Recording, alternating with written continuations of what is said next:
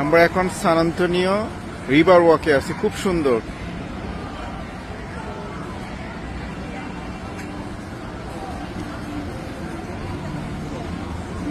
খুব সুন্দর একটা বোট যাচ্ছে আমাদের রিভার ওয়াকে, রিভারের উপর দিয়ে, খুবই সুন্দর ক্রিসমাস।